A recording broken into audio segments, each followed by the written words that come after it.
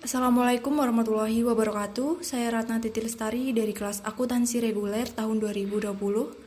Di sini saya akan menjelaskan tentang implementasi program Public Relation atau Humas. Kali ini saya akan menjelaskan tentang bagaimana Humas bertindak dan berkomunikasi. Nah, yang pertama, implementasi Public Relation atau Humas bertujuan membentuk atau membangun pendapat umum. Hal ini berkaitan dengan citra karena upaya mengarahkan atau membentuk pendapat umum seperti menumbuh kembangkan pengertian dan persepsi masyarakat terhadap pemerintah, undang-undang, kebijakan pemerintah, organisasi, perusahaan, produk, dan lain-lain. Meraih kepercayaan khalayak atau publik dan memperoleh dukungan masyarakat. Semua itu bertujuan pada hal-hal yang menyangkut citra juga. Selain itu, kegiatan Humas juga mencakup hal-hal yang hampir sama dengan kegiatan pemasaran, seperti dalam hal periklanan. Nah, oleh karena itu, kegiatan Humas cukup hanya diemban oleh bagian pemasaran dan dilaksanakan bersama-sama dengan program atau kegiatan promosi. Pengaruh fungsi hubungan masyarakat dalam bisnis atau industri sangat besar. Humas bertugas sebagai unit atau bagian yang langsung berhubungan dengan pihak luar, yaitu masyarakat. Selain itu, praktisi Humas harus bisa memberikan masukan atau pendapat-pendapat pada atasannya, sehingga atasan mengetahui perkembangan perusahaan. Humas juga harus bisa meyakinkan masyarakat yang ada di sekitar perusahaan bahwa aktivitas perusahaannya bermanfaat, menguntungkan masyarakat, dan bersifat positif. Nah, agar bertahan dalam bisnis, hubungan masyarakat harus melakukan lebih dari sekedar membangun dan memelihara hubungan dengan karyawan dan sekitarnya. Humas harus menciptakan yang memuaskan pemilik atau penanam modal dengan laba atas modal yang mereka tanamkan. Motivasi ini dirancang untuk membantu fungsi pemasaran dalam menarik pelanggan baru dan menjaga pelanggan yang ada merasa puas dengan produk atau layanan. Sederhananya, hubungan masyarakat harus memberikan kontribusi untuk pencapaian tujuan laba bisnis dalam lingkungan yang bersaingan. Agar memperoleh hasil yang diharapkan, prinsip-prinsip dalam komunikasi perlu diperhatikan. Beberapa hal yang perlu diperhatikan yaitu kredibilitas, keterkaitan isi, kejelasan, keberlangsungan dan konsistensi, saluran atau media, dan kemampuan halayak. Faktor-faktor tersebut diperhitungkan secara sungguh-sungguh agar kegiatan yang dilakukan dapat berhasil dengan sesuai harapan.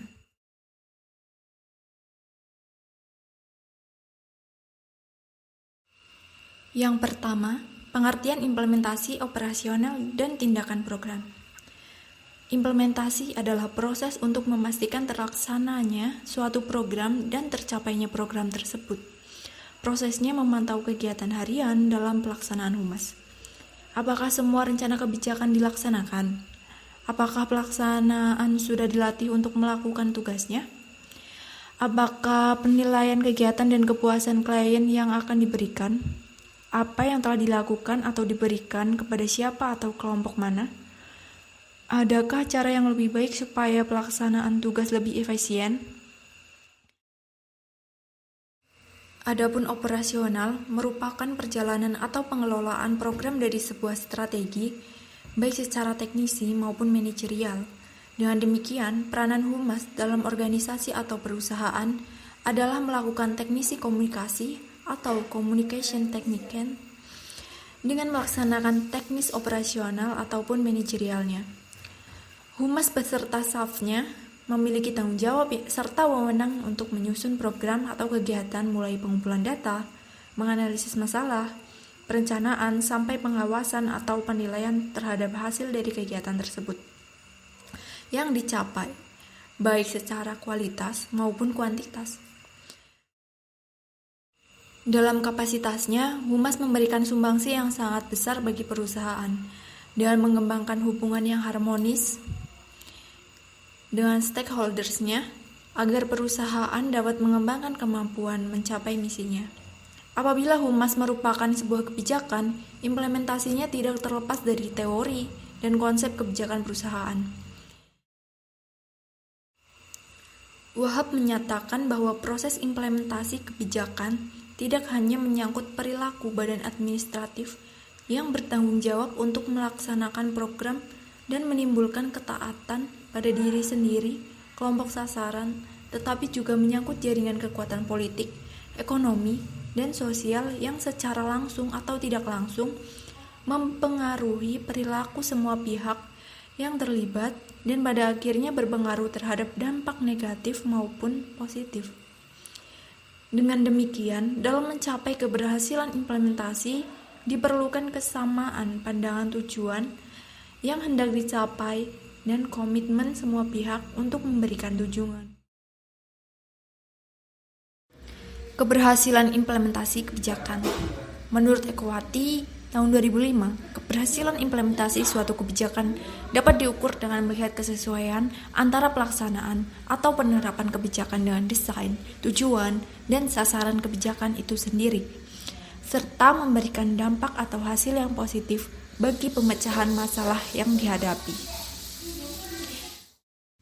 Edward III, 1980, dan Emerson, Kringle, serta Miza menjelaskan 4 variabel kritis dalam implementasi kebijakan publik atau program, yaitu komunikasi atau kejelasan informasi, konsistensi informasi, ketersediaan sumber daya dalam jumlah dan mutu tertentu, sikap dan komitmen dari pelaksanaan program atau kebijakan birokrat, dan struktur birokrasi atau standar operasi yang mengatur tata kerja dan tata laksana.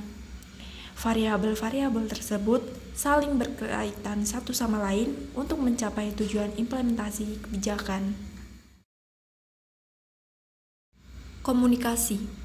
Komunikasi berkenaan dengan bagaimana kebijakan dikomunikasikan pada organisasi atau publik, ketersediaan sumber daya untuk melaksanakan kebijakan, setiap sikap dan tanggapan dari para pelaku yang terlibat, dan bagaimana struktur organisasi pelaksana kebijakan. Komunikasi dibutuhkan oleh setiap pelaksana kebijakan untuk mengetahui hal-hal yang harus mereka lakukan. Bagi suatu organisasi, komunikasi merupakan suatu proses penyampaian informasi, ide di antara para anggota organisasi serta timbal balik dalam rangka mencapai tujuan yang telah ditetapkan. Keberhasilan komunikasi ditentukan oleh 3 indikator, yaitu penyaluran komunikasi, konsistensi komunikasi, dan kejelasan komunikasi. Faktor komunikasi dianggap penting karena proses kegiatan yang melibatkan unsur manusia dan unsur sumber daya selalu berurusan dengan permasalahan bagaimana hubungan yang dilakukan.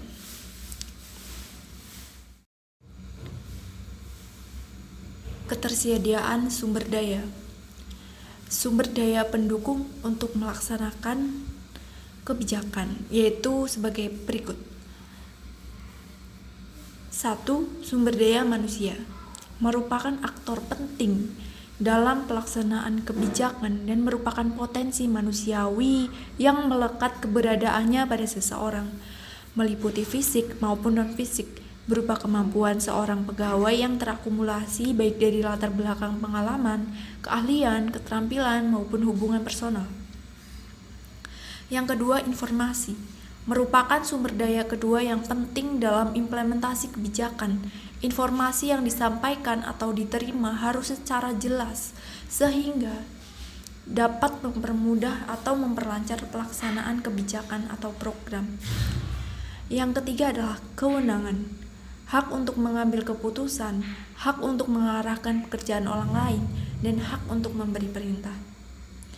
Yang keempat, sarana dan prasarana, yaitu merupakan alat pendukung dan pelaksana suatu kegiatan. Sarana dan prasarana dapat juga disebut dengan perlengkapan yang dimiliki oleh organisasi dalam membantu para pekerja dalam melaksanakan kegiatan mereka. Yang kelima adalah pendanaan, membiayai operasional implementasi kebijakan tersebut. Informasi yang relevan dan yang mencakupi tentang cara mengimplementasikan suatu kebijakan. dan kerelaan atau kesanggupan dari berbagai pihak yang terlibat dalam mengimplementasikan kebijakan tersebut. Hal ini dimaksudkan agar para implementator tidak melakukan kesalahan dalam mengimplementasikan kebijakan tersebut.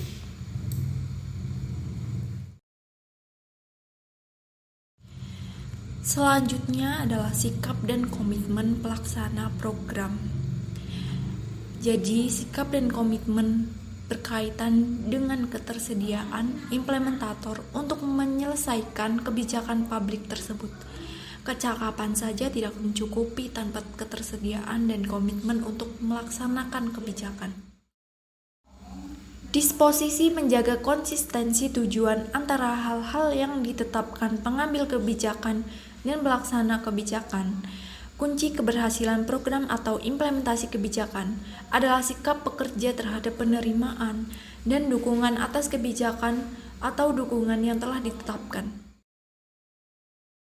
Selanjutnya adalah struktur birokrasi. Struktur birokrasi berkenaan dengan kesesuaian organisasi birokrasi yang menjadi penyelenggara implementasi kebijakan publik.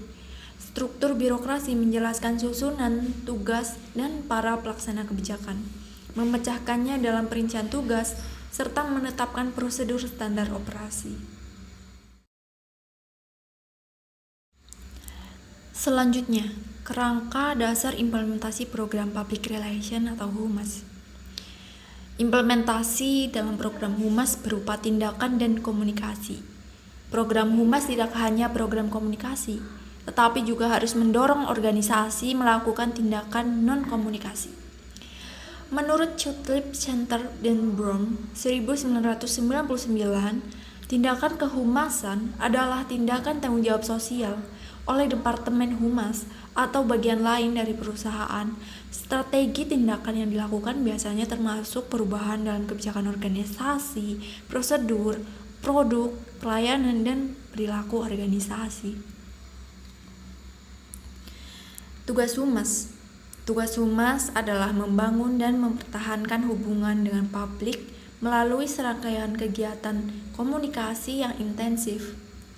Inti keahlian komunikasi yaitu komunikasi dalam membingkai pesan, pemilihan media yang tepat, dan kemampuan memahami penerima pesan.